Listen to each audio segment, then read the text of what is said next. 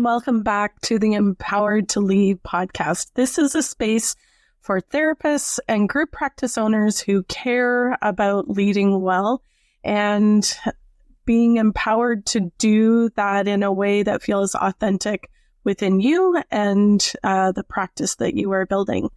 And today we are talking about our having clarity about our culture. Last episode, we talked about what makes a team enjoyable to lead. How do you create a team that you actually enjoy leading rather than just there's people filling seats, and where things can go wrong as you are leading a group practice. And a lot of what came up pointed to one root issue or topic, and that is clarity. So clarity about your values, clarity about your expectations, clarity about how your team culture actually shows up day to day, clarity about what you're trying to create and accomplish within your group practice. So today I want to follow up on that and give you something that is practical. I'm going to walk you through a culture clarity checklist. Say that 3 times really fast. And this is basically 3 layers that all together are going to inform you about whether your culture is defined, communicated, and if it's actually alive within your practice. A lot of times we think people know what we're trying to create, or we think we've tried to instill our values and people are in alignment, and then all of a sudden we are knocked off our feet by lack of information or lack of buy-in. And so today we're going to help you clarify that. So if you are a group practice connection member, I want you to go and access the Cultivate Your Team worksheet from Module 6 as you listen. You can pull that up out of Mighty Networks because this episode builds directly on that work and on that resource. So layer 1, let's start with the foundation. What have you defined? So before you can lead a culture, you have to know what you're leading toward. You are the leader. You're empowered to lead. You are the one that started this group practice. And so you are the one that is defining and starting the culture that you want for that business. And so we're going to go through a few specific questions to help you identify what is that culture that you're wanting. And I don't know about you, but a lot of times when we start something, we're all excited, we're idealistic, we've got this plan, and we just start digging in and making it happen. And we don't actually slow down and go, okay, what is it that I'm creating? What would happen if something went awry? How would I want to handle that? What am I actually standing for? Why am I doing this? Why am I making clients fill out a form? Why are we doing consultations? Why do I do quarterly meetings with my team? Oh, because everyone else around me is doing that. Well, we want to make this specific to you. In an age where people buy into you, into what you're selling, quote unquote, if you were not watching this, in an age where they want to feel like they are contributing towards something that is important and that aligns with them, you want to identify your core values, and not just for your clinical work, for who you are as a clinician or how you want to be taking care of clients who come through the door, but also for how your practice operates. Do your team members know what those values are? So slow down with that. What does that mean if I identify my core values, not just for clinical work, but for how my practice operates? So this is something that I do with every coaching client when I get started, is what are your core values? What are you wanting to be the basis, the foundation for what you're providing? What makes you stand out from others? So it could be, we're going to be trauma informed. How does that play out? We're going to be client-centered. How does that play out? How do my team members know what those values are? How are you communicating that? Where is it communicated? The next question I want you to consider is, have you defined your ideal therapist? So if you've been listening to my podcast, if you continue to listen, you're going to hear this term quite often, your ideal therapist. This doesn't mean that you're going to fill up your whole practice with mini-me's or with people who perfectly fit this ideal. But if you don't know what you're aiming for, you're going to get random outliers. I know I did to start with before I really sat down and go, who do I actually want to work with? I don't want to just fill a seat because that's not working. I want to have people who buy in and they look like this. So not only you want to consider what kind of clinical modalities they bring, who they want to work with, what clientele they serve, but also who are they as a person? What do they like to do? What do they not like to do? How do they fit with the culture that you're trying to build?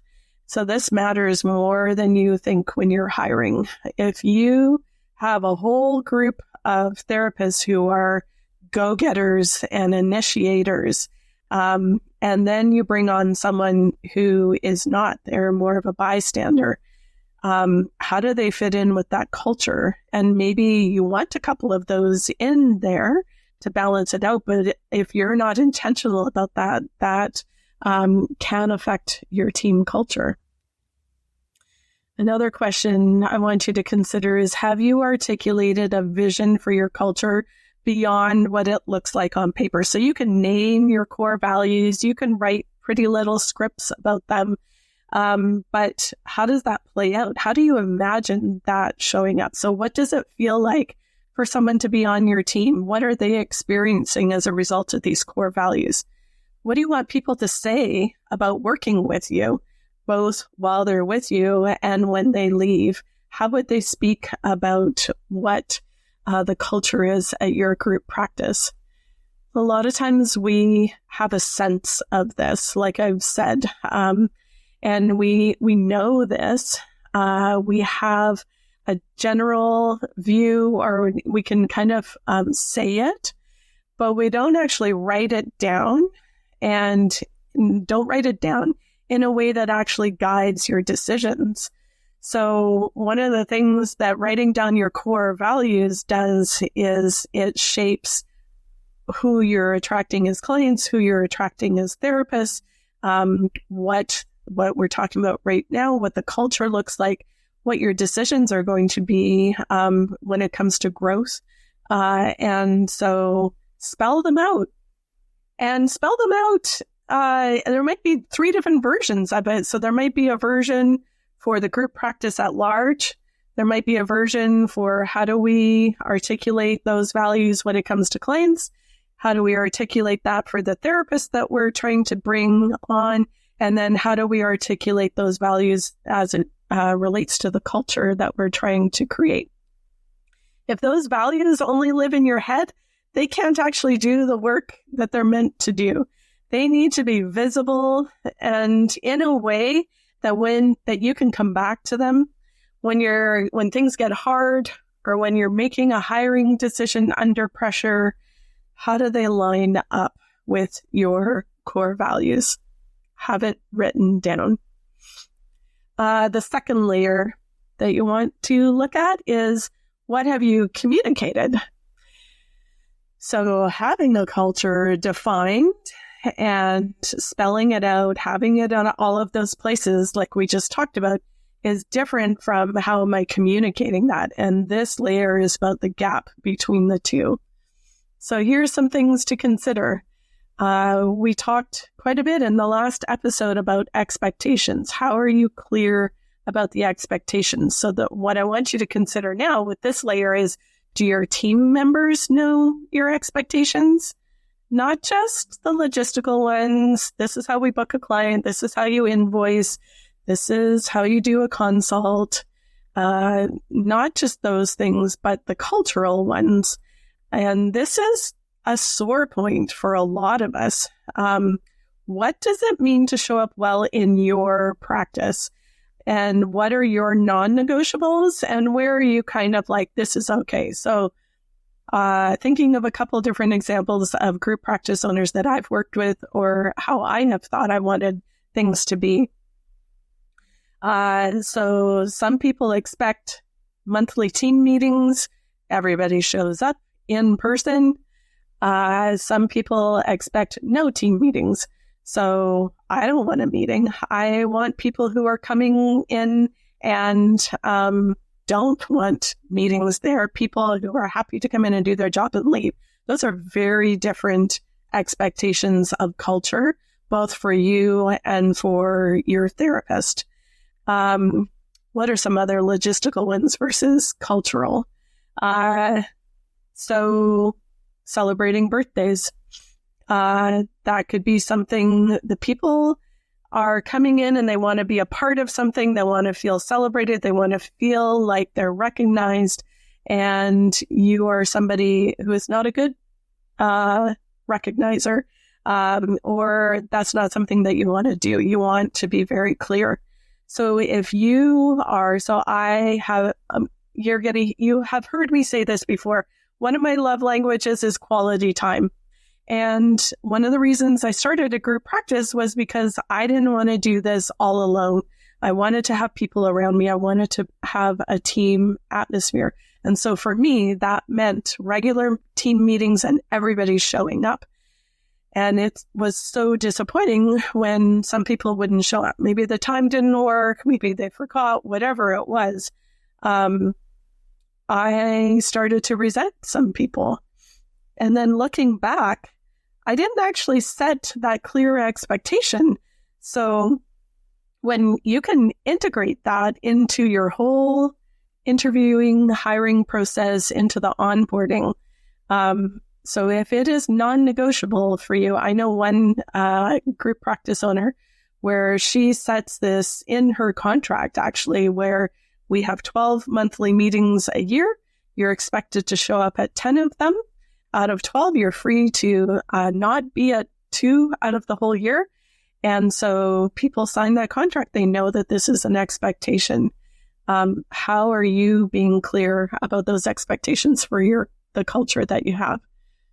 Are your expectations written down somewhere that your team can actually find them once they're done the onboarding process? Or do they live in conversations that some people had and others didn't? I thought I had communicated that. How do you not know that? We talk about that around the water cooler all the time. But somebody who's there on a Saturday hasn't heard that conversation. So do you have standard operating procedures? Do you have a welcome aboard package? Do you have onboarding meetings that are explaining this is what the culture is here? These are some of the expectations that we have of our team, and setting those clear and accessible. How do they find it? Reminding them how they can go back and look at that. When you bring someone new onto your team, so I've been talking about this a bit already, is culture part of your onboarding, or does it only come sometimes when something goes sideways? A lot of us don't have specific onboarding meetings. Set out those onboarding meetings. This sets all of you up for success. A lot of you are saying, I'm tired of being asked the same questions. How come they don't know how to do this? Or like, how do they not know how to book a session in Jane? Well, not everybody uses Jane exactly the way that you do. So set out 3 or 4 onboarding meetings, go through the logistics, how they show up in your practice, and then have one of those onboarding meetings be, this is what our culture is like. These are things that we invite you into as a result of being a part of this group practice. And these are things that, if you can make it, it would be awesome. And if you can't be a part of that, that's not something that will affect our culture overall or be a disappointment. Another question you want to consider is, do you communicate your values consistently in team meetings and how you give feedback and how you handle problems? that consistency speaks also to communication, that the clear expectations, all of that in there. So the gap between defined and communicated is where most of the tension lives. You know what you value. You assume that your team does too. But as we know, assumptions become resentments. And when coming back to what I had shared last time again, so Brene Brown says clear is kind. And that's true in both directions. It's kind to your team and it protects you. It has clear expectations. You've got clear communication. Everybody knows where they stand and what's expected. The third layer is, what are you actually doing? So this is the part that the Cultivate Your Team worksheet speaks to most directly. That's in Group Practice Connection. This is where culture either lives or it doesn't. So some questions to consider with this. How does connection actually show up in your group practice right now? Take a moment and think about time together in a business setting, time in a more relaxed setting. No, people are leaving after session. Everybody's kind of shutting down, closing the office. What about time and social opportunities? So whether that's a summer barbecue or a holiday party, does what's happening in each of those areas match with what you said you wanted or what you have said that your core values are, what your expectations are of people? Another question I want you to consider is, who owns your culture? And, sometimes we're like, I'm tired of carrying all the load. Why don't people pitch in a little bit more? Well, if they don't really know what is expected or what the culture is supposed to be, how can they check in? Or have you asked them specifically to be a part of creating and contributing to culture? So who owns your culture? If things are supposed to happen consistently, like check-ins, team meetings, quarterly meetings, celebrations, there's a baby, there's a birthday, somebody bought a house, peer consultation, who's actually responsible for making sure that these consistent things happen? Do they know that they are responsible for that? And so you might have an admin team, or you might have somebody who's really social and you just kind of offhandedly say, hey, could you take care of this? Be clear. Let them know what the expectation is and how it helps you to create and cultivate the culture of your group practice. Does your vision of culture fit the model you've built? And this is a little bit of where people get stuck sometimes. So if your team is mostly contractors who work independently, a culture of close daily connection, we're going to show up for all the team meetings, we're going to go to all the social activities, we're going to go to the hikes on the weekend, that may not be realistic. And so are your expectations actually aligned with the structure that you have in place? It may be time to review your expectations of the people under that structure, or how you want to structure that. Maybe something has shifted for you to either you want more independence or you want more buy-in. And what does that mean for how you set up your business? And then you want to consider what happens when something goes wrong. So when there's a conflict, when you notice that values are misaligned or there's a difficult conversation that needs to happen, do you address it or do you avoid it? Because avoidance can also be a sign or a culture signal that something's mismatched here.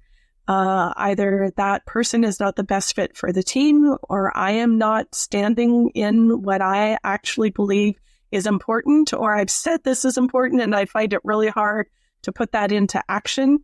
Or what's going wrong there? How do I want to address that? How do I want to address that based on what I have said our core values are?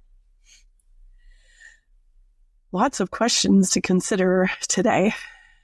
Are you leading from your values consistently, or does your leadership shift depending on how stressed you are or how much you need people to stay? You're like, holding on. Yeah, we can do that. I talked to somebody who had provided in a month, there were 12 different types of meetings or connection points that were happening, and she was in charge of all of them. So imagine that. That's 3 a week. And she was starting to resent if people showed up. She was starting to resent if they didn't show up. And so we really needed to hone in. What are your core values? Why did you start these meetings? Are they still serving the same purpose? And are they speaking to who you want to be as a leader? Are you able to show up consistently and authentically? So this here is a layer that separates the intention from the reality. You can have a beautifully defined culture. You can have your values really pretty and communicate it clearly. But if your actions don't back it up, if you avoid the hard conversations, if you hire against your own criteria when you're desperate, if you celebrate your top 20%, but you actually resent everybody else, your team is going to feel that. Culture isn't what you say it is, it's what you do when things are hard. Let's repeat that, because that kind of stands out for me. Culture isn't what you say it is, it's what you do when things are hard. And if you haven't defined it, if you're not walking in alignment with it, if you haven't communicated it, it's really hard to hold true to that and to show up when things are hard consistently. So, GPC members, Group Practice Connection members, this is where your Cultivate Your Team worksheet gets real. It asks you to sit with the difference between what you dream about for your team and what is actually sustainable given your time, your model, and your ideal therapist. And I want you to revisit that page with fresh eyes after this episode. If you don't know what I'm talking about, check out the Group Practice Connection and come and join us. We've got a bunch of resources and we've got accountability support to help you stay on track as an empowered leader. I try to end every episode with a leadership challenge. So here we go. I'm going to encourage you to pick one layer, just one layer of everything that we talked about here, where you know that there's a gap right now. Not the layer that feels the most overwhelming, but the one where a single, honest action and effort can make a real difference. So maybe that's writing down your top 5 values and putting them somewhere visible for your next team meeting, spelling it out for yourself, and then talking to your team. Does this align with what you know about our group practice? Is there something that we need to tweak based on what we've built so far? Maybe it's rewriting your onboarding process so that you include a culture conversation. Maybe it's creating an onboarding process and including that in there. And maybe it's finally addressing something that's been sitting in your practice that you've been hoping will resolve on its own, but it's really butting up against the culture that you are trying to create. Name the gap, name the action, and give it a deadline. So as we close, there's a lot of information in there. I'm going to provide a downloadable culture clarity checklist. It'll be in the show notes. For GPC members, I'm going to encourage you to revisit Module 6, Cultivate Your Team worksheet, because that takes this exercise just a little bit further. And either way, email me, lisa@grouppracticenetwork.ca. I want to hear what you take away from this and how you start to articulate, first of all, how you establish, how you articulate and communicate your core values and the culture that you are trying to create in your group practice. If you are finding that you need some extra encouragement or you want some inspiration from others who have done this, who are in the same boat as you are, check out grouppracticenetwork.ca retreats or congruent practice. There's a couple of retreats that I am hosting. And I think that is one of the most powerful times is to get away from your group practice, connect with people, talk shop, and really find solutions and tips and ways of showing up the way that you want to be as a group practice owner.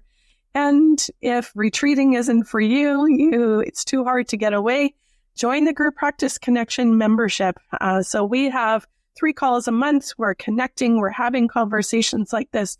We're challenging each other, supporting each other, solving little problems and big problems, and just being in a space where you know that you are not alone. So that is grouppracticenetwork.ca/the-group-connection. And I hope that you will join us. As we wrap up here today, my hope for you is that as you work through some of these tips, go back and play it again, pause it when you come to some of the questions, take the time. I want you to walk away feeling more empowered, more authentic, more stepping into who you are and want to be as a leader for yourself and for the people on your team. Have a great day. Give us a 5-star review. Share this with someone that you know needs some of this information and encouragement. And we'll chat again next week.